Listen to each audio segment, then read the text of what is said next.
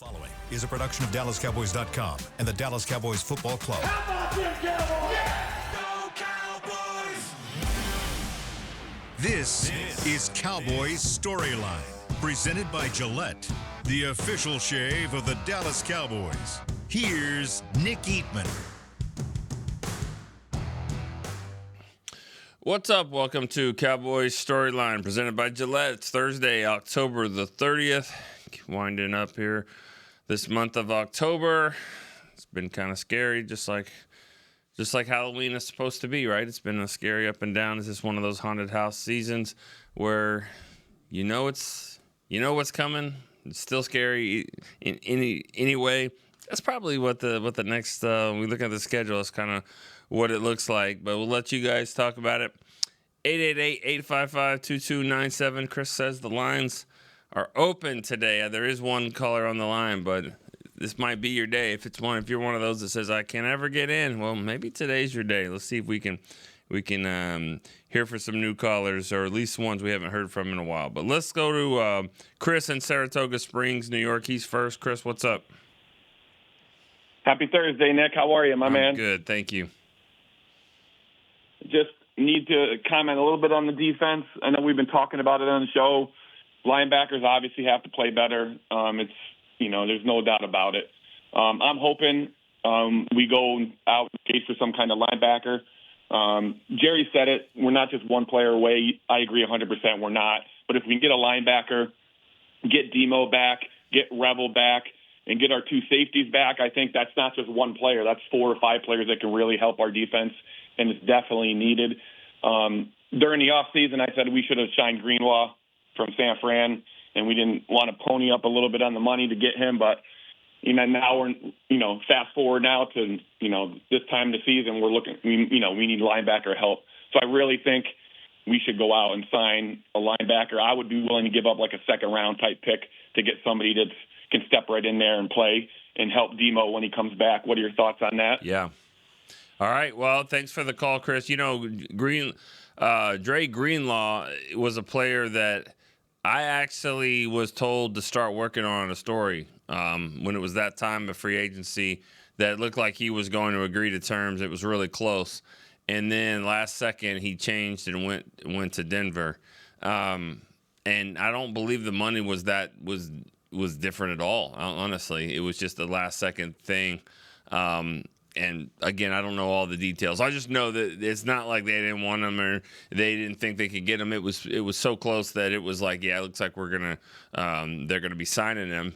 And then all of a sudden, it's not the first time that's happened, right? With Randy Gregory too. I'm sure we had a story done on that as well. So I don't know. I don't know. I don't want to speculate. I can speculate on some players, but on Greenlaw, I don't really know why that happened. But you're right about linebacker, and you're right about getting some help in here. It's one of those tricky positions because you want those guys to be quick, be able to get to the football, be aware, and usually those guys that do that aren't the biggest guys in the world, and so. We saw that with Shamar James. He can definitely get to the football, but everybody, I'm sure, has seen the touchdown run from Denver, the first run of the game for the touchdown, where the guard basically got to the next level and blocked James into the third level, and then turned around and blocked another guy down and another guy, and so he had a nice little highlight clip, but Shamar James, that's kind of what you get when you get a quick, speedy linebacker that can get to the football. Marquise Bell showed us that. He had 100 tackles one year, but when the guards wanted to get to the next level and block them, it was a mismatch. So remember, mismatches work both ways. Irene in Falls Church, Virginia is next. Hey, good morning. How you doing there? How are you? Good. All right, looking at Cardinals, we got Kyler Murray with his runs. He's had at least 25 yards per game each of the games he's played this year, so always have to look out for that. That hasn't killed us as much this year since the first game of the season, so maybe we can contain it. I don't know. But their offense isn't that amazing. Although I will say when I was looking at fantasy football waiver wires for running back, Bam Knight apparently is emerging, so I hope that's not the Bam Knight breakout game of the year, whatever. Yeah. For running, but we'll see with our defense. on their end, their defense, I mean, I wish we were 19th in the league. They're 19th in the league. They're the third worst pass rushing team. So I think that Dak will drop them down in the rankings. I think he's going to have a clean pocket, put up the yards. I guess I'll give it, I think this will be another like 35, I don't know, 38. Let's give him 38 to 27 Cowboys. All right. Thanks.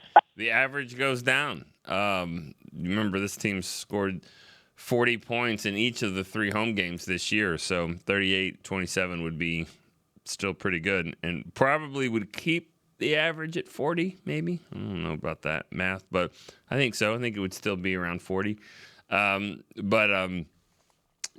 With this defense, I mean, there's been games we've seen 38 points wouldn't win 2 of the games in regulation this year. So I take that back. I guess it was 37-37 against the Packers, so that would have won. But my point there. I mean, you got to score points with this defense. We know that. And Irene was talking about how, the offense for the Cardinals hasn't been that great. And there's a few teams. Denver, Sean Payton was, the storyline going into the Broncos game was, is Sean Payton going to give up the play calling duties? That's how bad it's gotten, and he said no. They're gonna stick with that, but they're gonna make some big changes. So that's where their offense was at the time. So the Cowboys have been a get right game, obviously, for a lot of offenses. So with a week off for the Cardinals to just look at this and look at what they're doing, I expect them to come in and give the Cowboys a lot of problems, just like every other offense has this year. Josh in Princeton, Texas is next. Hey, Nick. Hey, Josh. Hey, I have no idea what to think about this game. Haven't had great experiences with recently, so I want to play along with the fantasy game that your dad came up with. Yeah. And I can give you mine real quick. Okay, let's do it quick because it's 11 people, but let's do it quick. What do you got? Okay. I'm gonna just name them. Okay, on offense I got Romo, Emmitt Smith, Dez Bryant, CeeDee Lamb, tight end Jay Novacek, offensive line Tyron Smith, Larry Allen, Travis Frederick, Nate Newton, Eric Williams. On defense I got Micah and Charles Haley, Jay Ratliff and Leon Lett. I got Dion and Trayvon as my corners, Darren Woodson and Charlie Waters as my safeties, and linebacker I have Sean Lee, Dat Wynn, and Ken Norton. Oh, nice. Okay. Good stuff. Who's your kicker? Brandon Aubrey. All right. Sounds good. Totally forgot about that. All right. Yep. All good. All right, Josh. Appreciate that. That's a fun game, and especially if you do it like that. I mean, because it's going to come down to how old, people are and what they've seen, what they haven't seen. Obviously, Josh seems to be a little bit younger generation. Now, Charlie Waters makes the list, so I'll give you a lot of credit for that as far as, mixing it up a little bit. I don't know, Leon Lett and Ratliff. I mean, that's where I was like, okay, those are great picks. Maybe you didn't see Bob Lilly in Randy White. I didn't see Bob Lilly. I saw Randy White. But I love this perspective because that's kind of what it is, and you can't go wrong. That's one of these things. These are great because it's undefeated. You're not going to be wrong. But that's a really good defense, and I see some great players. The DeMarcus Wares, the Randy White, Bob Lilly. Any of your linebackers, really. Leroy Jordan. I mean, a lot of Ring of Honor Hall of Famers not in there. That's what makes this thing good because it's fun. But I don't think we're not gonna do that for every call because that's one of those things that takes a little bit of time. But that's good. Thanks for doing that, Josh. You got that in today. Let's go to Big Mo in California. Big Mo. Hey, this is Big Mo from Cali, man. How you doing today? I'm good, man. How are you? I'm doing okay, man. Hey, listen, I've been looking at tape and, at the end of the day, these guys are professional players, and it looks to me like they're not buying into the scheme. They look lost. They're 2 steps behind the offense out there, and I just want your thoughts on has Eberflus lost the defensive locker room? Yeah. And my second point would be do you think this defense at some time should maybe consider going to a 5-man line to help stop the run? And also, maybe put Deron Bland on Arizona's number one receiver and roll the coverage to the other guys. And I'll get your thoughts on that and talk to you next time. All right. Appreciate that. You know, somebody mentioned that to me the other day as well. And I thought, I hadn't even thought about that, but like Bland on Cortland Sutton or somebody like that. That sounds good. And this is where this is probably not good for Cowboy fans to hear because they just paid him a lot of money. I don't know if he's that corner. I mean, he's a good corner. He's a really good corner, and he's a playmaking type corner. But I don't know if there is a shutdown corner, and you don't see it happen a lot. And credit Denver for being able to do it for a while there with Sutton on Pickens, and then they didn't let CD really burn him at all. So that was a great defensive scheme there. There's been so much in and out of this defense that, to go back to your question of, has Eberflus lost the defense? I mean, he's lost the players like that he thought he was going to have. I mean, that's what he's lost. I don't think he's lost them as far as them buying in. I just think that it has been a carousel. So much of this guy's coming in here, and then this guy, and now we're moving this safety to corner, and that he's on the practice squad now. He's elevated. Now he's up. Now Zion Childress goes to the Texans. He come back, and he's probably going to have to play this week. There's so many things, moving parts going on, and it's not in a good way. I mean, you're losing some really, really key players. I don't think I don't think they're not buying in. I don't think he's lost them. I think it was an uphill battle from the start this year. It was an uphill battle if Micah was on the team. Then he's not on the team, and they have not replaced him. And that's just, the quarterback sits there for too long. So we look at it and go, man, whose guy is this? It's nobody's guy. I mean, like the quarterback had 6 seconds. I mean, of course he's going to get open. I mean, and I'm not saying there's no bust. I'm not saying that they have not done a good job. It doesn't look like they practice. I get all that. You're not wrong and all that. This isn't excuses. It's just saying that I don't think he's lost the team. Or the defense. I think he's lost too many key players to make this work, and it's been a bad mix. It's just, there's no other way around it. It's just been a bad mix. All right, Ali's next. Ali, where you at? Portugal? Good morning, sir. Yes, it's Nazaré, Portugal. Have you been there? No. Okay. I barely get to leave Texas. I'm just kidding. If the Cowboys haven't played there, I haven't been there. No, I have not been there. But, man, it sounds nice. It's January and February. They have the biggest surf contest. They have 100-foot waves. Cool. People that come, all the big surfers that come from all over the world. And it looks like a giant mountain, the surf right down. So I'm here to do a practice shot. But I've got a take for you, and I have a question. Okay. I want to give a shout-out to all the storyliners, because truly it's not easy to be a Cowboy fan. No. Go up and down every week. I'm not a coach. I cannot judge the defensive coordinators and all that. That's above my pay grade. But sitting in my little room yesterday, I tried to figure out if I can pinpoint, see if you agree with it. Since 2017, only first round and a second round draft picks. We only have 3 players on our team. That's CD, Diggs, and Tyler Smith. And most of them are not even with the team or at the best or average.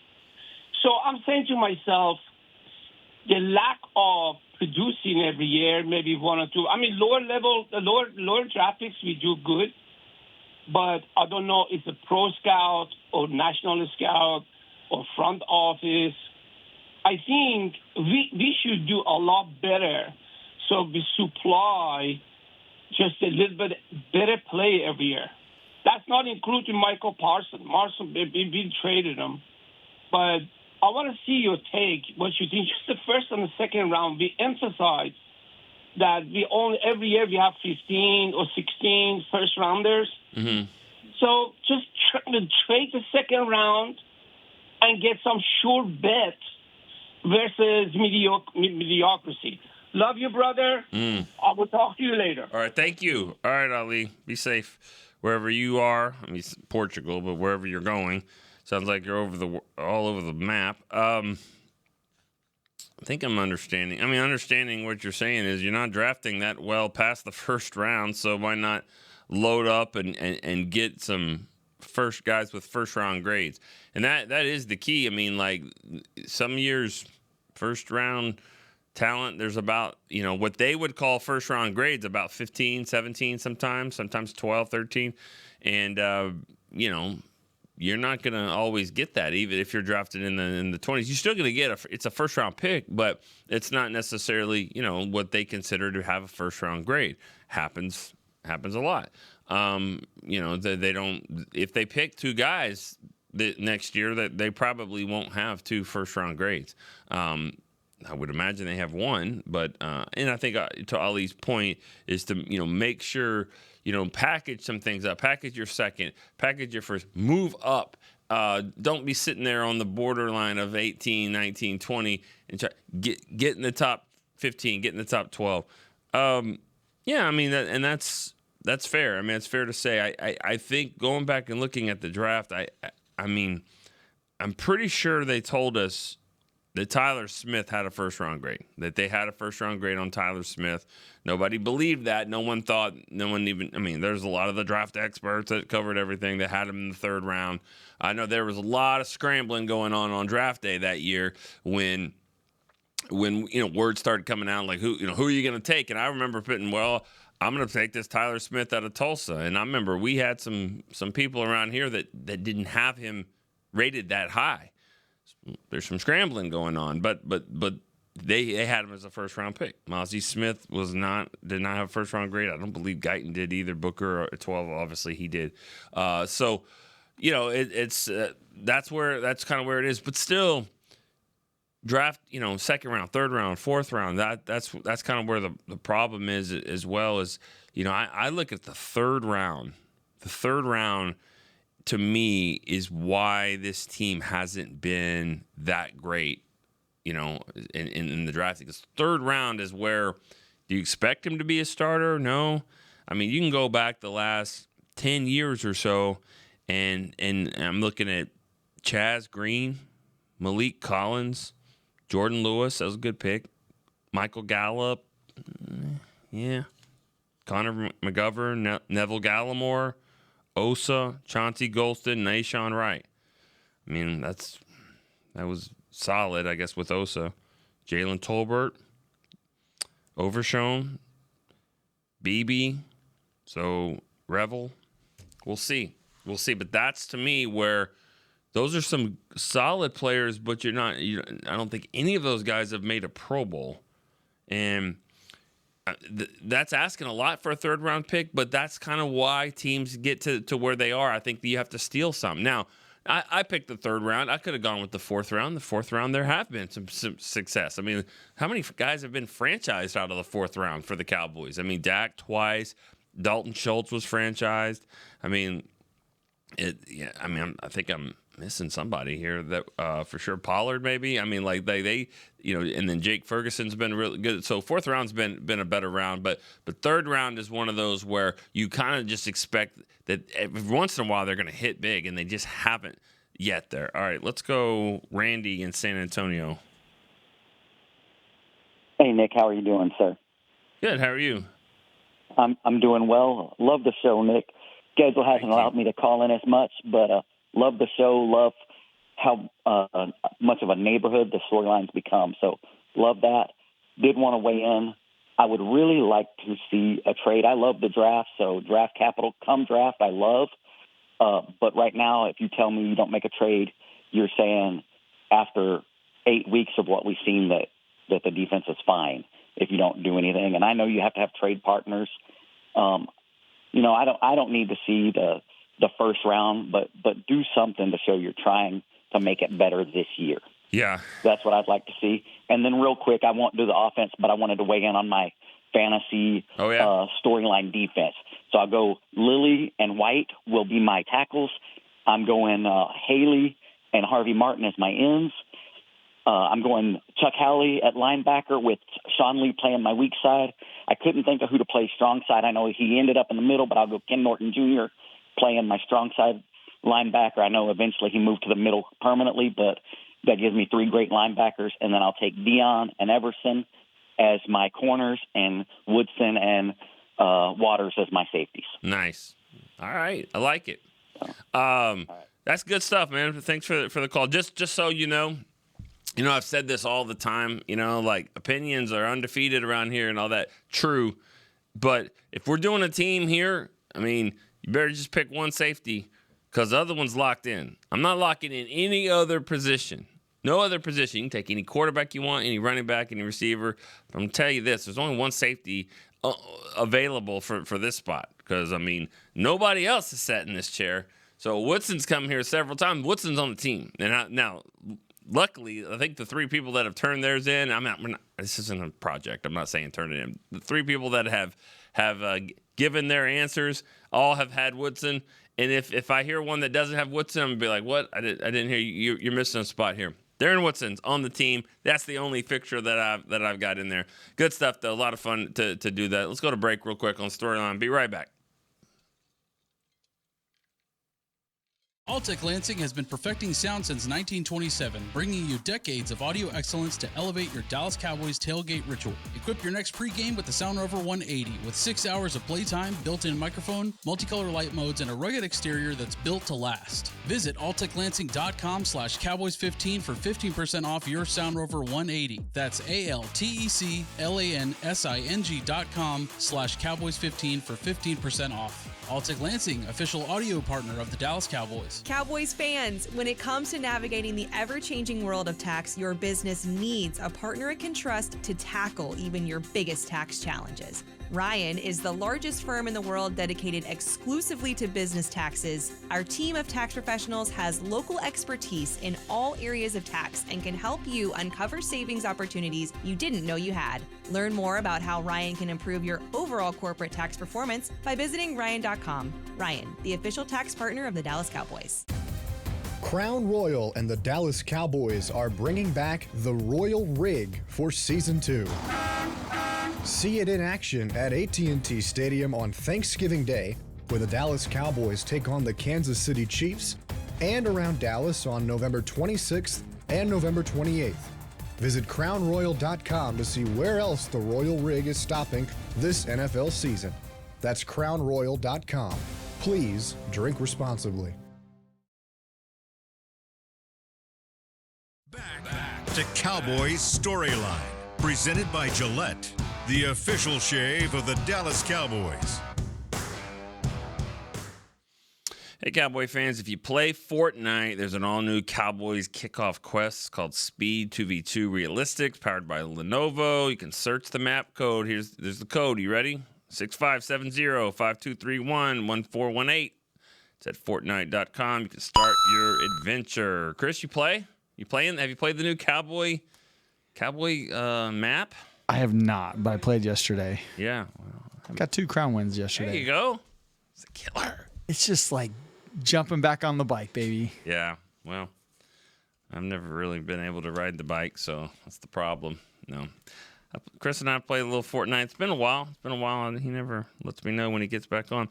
All right, let's go to Casey Joe in Kansas City. What's up? Good morning, Nick. How are you doing today, kind sir? I'm good. Thank you for asking. That's good. I'm glad to hear that. My prediction for tomorrow, or my prediction in case I don't get in tomorrow, is 30-27 Dallas. Okay. And then Brian from KC brought this up. He was on the break the other day. He was talking about maybe the lack of communication. Is Murray the one that has the green dot? Mm-hmm. Maybe he's not communicating what Eberflus wants on the defense. Maybe he's not communicating right. He said maybe we should give that green dot to somebody else. What do you think? I'm fine with that. I mean, there's more to it than just saying, all right, well, now you have it. I mean, like, because the position that you play is also kind of where, you would want those calls to come from. So it's not just about switching helmets so much, but it could happen. And a bye week is a time where that could happen. I'm just reluctant to say everything goes back to Overshone. I don't think he's going to play at that level. Not at that level. He's not going to play that much to start off with, to say, all right, you're taking all these responsibilities. He just needs to ease in there and play. So I don't know if he's the guy for it. And I don't know if we're too far removed from Sanborn coming back and playing some. I mean, he was leading the team in tackles. I know he wasn't setting the world on fire or anything like that, but I mean, he was playing, just as good as anybody else, and maybe that's a situation that they could go roll back into. But whatever you do, whatever you give that duty to, whoever you're playing in there, you've got some issues. Nobody's perfect. Murray, Sanborn, Smart, James, he's not perfect there. Overshone, he's not going to be ready to play all those snaps. They got to keep him on a pitch count a little bit. So that's one of those words. It's going to be a little bit before I think Overshone is a 100% of the snaps type of guy. So all right, Rob in Vegas is next. Hey, Nick. Hey, Rob. Well, he did it, Nick. He said the quiet part out loud. Oh. Mr. Jerry Jones. Something that me and you've been going back and forth on for years. What? What did he say? He basically said the Cowboys aren't my number one priority. Oil and gas is. And I always said. He said what? This guy is. He said that he just invested $1 billion into oil and gas. And he says, that's why I'm talking to you, and I'm not trying to fix the Dallas Cowboys defense. And I know it sounds tongue-in-cheek, but it's the truth. And that's, I've said this for years. The man is a businessman. Every owner is a businessman. The difference is most owners hire people to run the football team. But Jerry doesn't. This is his fantasy football team. And in the beginning, when he invested $140 million, he gave it his all. He was all hands-on. Whatever it takes to win, let's do it. I got to make money. Well, that mission is accomplished. The team's worth $11 billion, and now he's moved on to other stuff. And now, when you invest $1 billion into oil and gas, that's going to be your number one priority, because he said he could turn that $1 billion into $100 billion. So and that's why, as a fan and the players, that's why they can't stop the run. I mean, that is why they can't stop the run. Okay. Because the man is not trying to win a championship. Is not trying to build a championship caliber team. I'm sorry, at 80-something years old, you can't be concentrating on both. If you were going to hire somebody for your company, and you told the guy, overtime is required, and the guy said, well, I can't work overtime because I have another job I have to go to, you wouldn't hire him, because you want somebody to give 100% to your company. Well, Jerry's not giving 100%. You cannot. And I'm sorry, that's terrible for us fans. It's bad for the players. And the best thing he could do is step down and let actually other people run it, but he will not do that. And he just said the quiet part out loud. And I always said he would like to win. He just doesn't want to do what it takes to win. He wants to luck into it. And you're seeing that. I don't see him doing anything at the trade deadline. That should have been done already. He should have made that move already. He's going to wait till we're a couple of games back, and he's going to say, I'll hold on to the picks. And why? Because he doesn't want to take on these contracts. He'd rather draft guys. He has control for 4 or 5 years. Doesn't have to pay them big contracts. And then, unfortunately, when the superstars come up, he kind of reluctant to pay. Look what he did with Micah. He has no problem paying, like you said, Deron Bland, who is a good player, but he's not a great player. Osa, good player. But he doesn't, like I said, it's not his number one priority. And he just said it out loud. And as a fan, it just sucks. Yeah. All right. Thanks for the call, Rob. Let's go to JR in Avondale, Arizona. Hold on. Hey, JR, what's up? Hey, good morning, Nick. How's everything in Dallas? It's good. How are you? All right. A little bit more optimistic than I've been, I guess, because I'm just an optimistic person. So the Cowboys are in the playoffs. The way I see it, every game is a playoff game now if they want to actually make it to the postseason. So they have to win probably at least 7 more games. That's what I think. Yeah. 7 out of 9. Yeah, everyone's kind of hit on the points I was going to make. I was watching the Chiefs game and watching Bolton and Chanel play, and heard Chanel screaming out "crack, crack, crack" because he saw that toss crack coming from the Commanders, and just don't ever hear that for the Cowboys. No one's calling that. And I was at the Kansas City friend about Murray and the green dot, and I completely agree with that. But also, you don't have Hooker's not out there, and Wilson's not out there, and just no experience on the defense. I don't think they're helping the defense as a whole out. If you look at the offense, the green dot guy in the offense, he sees everything. He's moving people around. He's making decisions, and I just don't see that happening on our defense. And I don't think it's going to get better. We just have to outscore everybody. That's how I see it. Yeah. And that's the way it's happened for the wins that they've had. They have outscored people. This isn't a 20-17 type team that's going to win some games like that. I don't see that happening. Go ahead. You know what I don't see? I was watching. I don't even know what game it was because I watch way too much football. The linebacker runs up and physically moves the defensive tackle over because that's where the play's going. And I just don't ever see that from our guys. And I don't know why that is, but I think we need more than that. And Overshown won't cure that problem, but we got the best we can, and hopefully we can get better. Yeah. That's all I got. Have a great day, and go Cowboys. All right. Thanks. Appreciate that. Yeah, I mean, that's not – he sounded optimistic. You said optimistic to start the call, but yeah, no, I hear you. The defense is just – it's so alarming that you don't expect it to be like, you don't expect someone, well, if this guy comes back, and we can, see this happening. No, not really. I don't expect Overshown to fix a lot of things. I mean, I think he's a better player than what you have, but I think it's going to take some time. Revel, I can't imagine him doing a whole lot this year. I mean, he hasn't played football since week 3 of East Carolina season last year.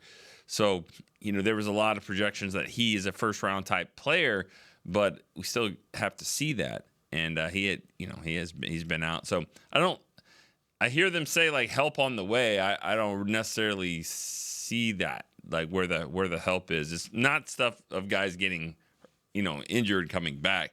The safeties, those guys, they're better than the others, but it's not like Malik Hooker and Donovan Wilson haven't been criticized for their play when they are healthy. So just them coming back isn't certainly going to cure everything. It's a problem on defense, and you're asking your offense to do, to just be absolutely perfect, and they're just not able to do that all the time.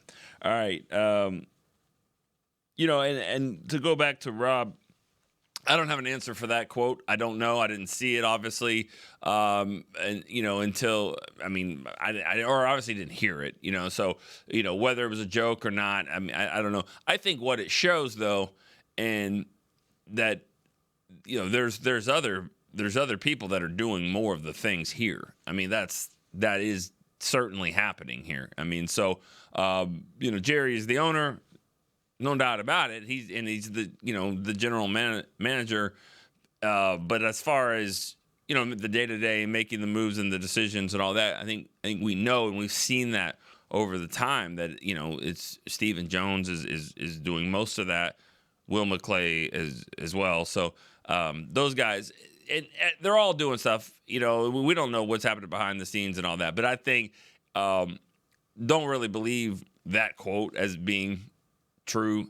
And if there is some truth to it, then I think it goes to show just who's doing what around here with the Cowboys. So, but again, we're all would just speculate, and I get it. I mean, there are certain people, fans, callers on this show, media members. Any chance if they could rip Jerry, they'll do it. And that's what happens. And it's a bad week to say it too after a loss. You can say it after a win because we know how these fans are, especially the one our captain. I mean, there's no more roller coaster than Rob. So and that's what being a Dallas Cowboy fan is. All right, Zach in Germany is next. Nick, how are you, sir? All right, I'm good. How are you? Good. I just want to rip Jerry for a second. No, I'm just kidding. Go for it. What I really want to talk about. So I saw something the other day.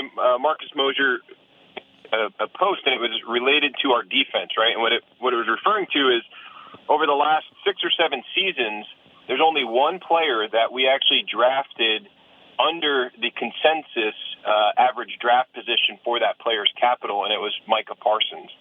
I looked through the stat line, and what it's basically referring to is we tend to overreach on those players, and most of them haven't worked out. Not all, because you can add guys like Bland or maybe Osa in there that have. Mm-hmm. But do you think that there's a different strategy we need to approach when it comes to those players? I look at defensive tackles, a great example. I've said it the last few seasons when I've called in.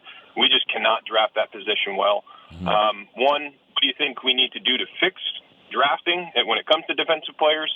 And then the second question I had, do you see us being buyers or sellers, or are we going to stay put when it comes to the trade deadline? Yeah. What is your opinion on? Well, I'll say this. Because we got 9 games of this, and we're doing this show, 50 more times? I want them to be buyers. I'm not interested in every single week going through, and this team struggling, and then we talk about the Vikings game, the Chargers game, and all that, when all people really want to talk about is this guy looks pretty good at this college, and he could be drafted in the top 10, and I hope that we lose games because I want to have a better pick. I hate all that stuff. So I want them to be buyers. I want them to kind of, compete. I mean, do what your signs say, what your T-shirts say, what your backpacks say, and all that kind of stuff. If you want to compete every day, then compete every day. Compete every day. And that's what I think the biggest problem is it doesn't look like they're competing on Wednesday and Thursday and Friday. It doesn't look like it. It doesn't look like we've got these great practices out there where, the offense is giving it to the defense, but then the defense comes back. No, we don't see that happening. Because it doesn't translate that way. Man, I honestly, we're not allowed to watch practice. How bad do you think that is? Seriously, your first team offense going up against your second team. Now, the second team defense, not the guys that are starting on this defense. Second team. How bad do you think that is every day in practice? It's got to be terrible. Now, to answer another part of your question, Zach, about the draft. There's a couple of things to this that again, I don't want to throw an excuse, but the fact of the matter is that you're drafting guys and to develop them. But how many defensive coordinators since 2020, how many defensive coordinators have we seen? I mean, it was Nolan, and then he didn't last long, obviously, and then Dan Quinn, that was pretty good. I mean, it was a really good coordinator. But then since then, we've seen changes, and you're probably going to see more. When we talk about Zimmer and you talk about Eberflus, just think if a new coordinator comes in next year, if that does happen. I'm thinking of an Overshown that's been here since 2021, 2022. I mean, Overshown. Or 2023 for Overshown. But he would have 4 different coordinators in 4 years. Because, he'd have Dan Quinn, and then Zimmer, and then Eberflus, and if another guy comes in, then, so what I'm saying is I'm looking at the Osas and the Chauncey Golstons and any of these players, Mozzie Smith, of course. Yes, they aren't as good. These guys haven't been as good because Micah Parsons could thrive in other coordinators as well. But guys that need a little bit more developing, it hasn't been a great place for defensive players to be because there has been so much change. That's the problem. I don't know if it's drafting right. It's getting the right coordinator to come in here and fix this. I need to go to break real quick on the storyline. I'll be right back after this. Discover Aiden, the official luggage partner of the Dallas Cowboys and Dallas Cowboys cheerleaders. Known for top-tier engineering and craftsmanship, Aiden offers more than just bags. Originating from Australia and designed in New York, it merges fashion, design, and culture. Used by Dallas Cowboys players, staff, and the entire organization, Aiden provides style and functionality for all travelers. Visit AidenTheBrand.com and use code AidenXCowboys for 25% off your purchase. Travel like your favorite stars with Aiden. All right, Cowboys fans, this one's for you. Gillette's Best Shave has a new look this season, and they've got one that sticked out in Cowboys colors just for us. We're going to want to run, not walk to this one, y'all. The new Gillette Labs official Dallas Cowboys licensed razor isn't just Gillette's best shave. With 50% longer lasting blades than Fusion, it's the best a Cowboys fan can get. Get it while you can at Gillette.com/NFL. Gillette's Best Shave is also available as heated.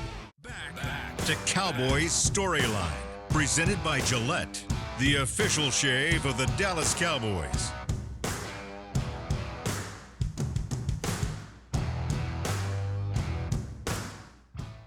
All right, this segment is presented by Yeti. Officially licensed Yeti Cowboys gear is available at Stadium, Pro Shops, Concession, and Yeti.com. Got a little ice in there. All right, Lester in Minnesota is next. Lester, what's up, man? Good morning. What's up, man? Oh, I'm good. I just wanted to concur on a couple of the callers that they're right, and then I'll put it into my perspective.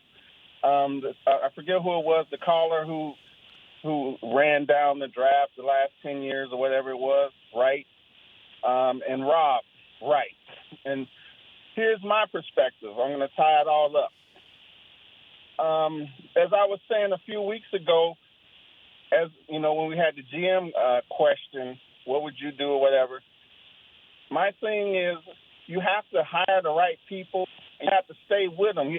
First of all, you got to come up with a philosophy. Whatever it is, you hire that person, those people, and you stick with that philosophy. As far as the draft, I did some numbers here. I mean, we got 32 teams, right? And Lester, hold on. Lester, I'm going to cut you off for a second. I want to ask you. You said hire staff and keep that philosophy? Right. Okay. Yeah. What if that doesn't work? Because the philosophy has not changed. It's been draft, and maybe steal some value in free agency. It hasn't changed. They haven't gone and said, this year, we're going to go big into free agency. That doesn't happen. So the philosophy hasn't changed, and everyone's frustrated. Maybe the philosophy needs to change. Nick, as you go along, I mean, he's been the GM for about 40 years almost, 30 years or whatever.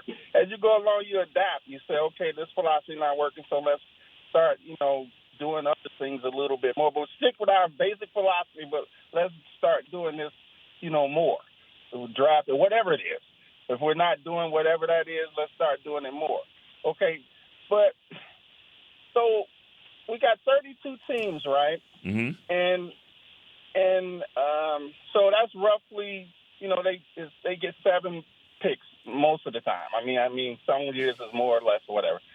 So, but I did the numbers. That's 224 picks, with all the teams. Now, if you look at all the college players that's coming out, and if you include, the black colleges and some of the players that come out a little earlier, that's roughly about 3,000 players. So, I mean, I'm just looking at this. So we can't, and when I say we, I mean all the GMs. We can't find, barring injuries, because we don't know about injuries, barring that, we can't find 7 picks that should fit whatever system you're running. And I'm talking about all 32 GMs. And that doesn't make any sense. You've got 3,000 picks, roughly. And you can't find 5? I mean, every year you should be able to at least find 5 barring injury. We don't know about injuries. And that's all I have. Oh, one more question. All right. Is BB playing this week? I think so. Go Cowboys. I hope so. I hope he does, and I think he's on track to do that. All right. Let's go. Chris in Saratoga Springs started the show. I guess he's going to end it. Chris, what's up? Hi. I just wanted to give you my 2 things, my fantasy defense. So I got Leroy Jordan, Sean Lee, Chuck Holly's my linebackers. Defensive ends, I got Ware and Haley. Defensive tackles, I got Randy White and Bob Lilly. Safety, obviously, Woodson. Yeah. And my other one, I'm going to go Roy Williams. And then DBs, I'm going to go Dion and Everson for my DBs.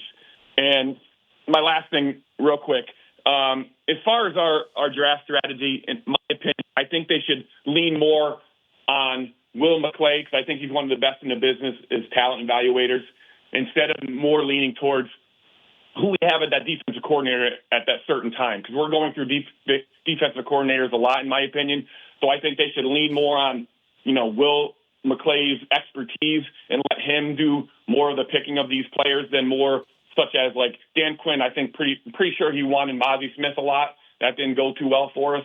But I think they should lean on Will McClay and give him more autonomy as far as, the draft picks that we pick. That's all I got. All right. And I don't know if that they don't do that. I mean, he's in every press conference. He gets his say in things. I mean, he's a big part of it. He runs the draft meetings, all of that. So he's a big part of it. To me, I just don't believe that this locker room has a ton of guys that are just 100% all football all the time. And you can argue, based off of the quote that Rob threw out, that, okay, should we? I mean, like, should we be all in and all that? I mean, can't we have other things going on too? I mean, because that seems to be okay. But what I'm saying is that I'm drafting players. I'm looking at players that winning matters. It really, really matters to them. And they just traded away a guy that loves to play football. I don't know if he loves to do everything it takes to be the greatest player, but right now he is. And we've seen that. You can kind of get away with it for a few years, but that's one of the things that I wonder that we see people say he loves football, but I don't know if the guys really do all the time. And I think that's a huge thing that they're looking at when you're looking at all these 3,000 players that Lester's talking about. You've got 15 scouts to do it. That's one of the things that needs to be addressed a lot. Captains on your team in college, film room study, guys that are trying to get an edge, that are trying to get better all the time. Guys that don't celebrate because they make a tackle when they're down by 20 points. Make sure winning matters, because if winning matters all the time, then it's going to matter during the week when they're trying to study, and it's going to matter in the offseason when they're trying to get better. Not just playing for contract, but playing to win. There's a way to play for both. I really do. I mean, if you play to win and you play well, you're going to get a contract.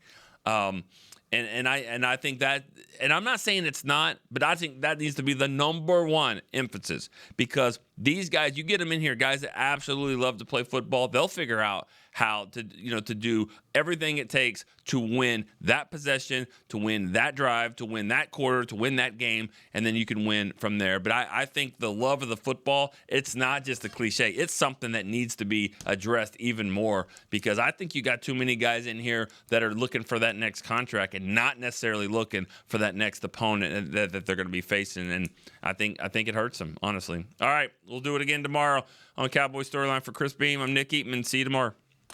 This has been a production of DallasCowboys.com and the Dallas Cowboys Football Club. How about this, Cowboys?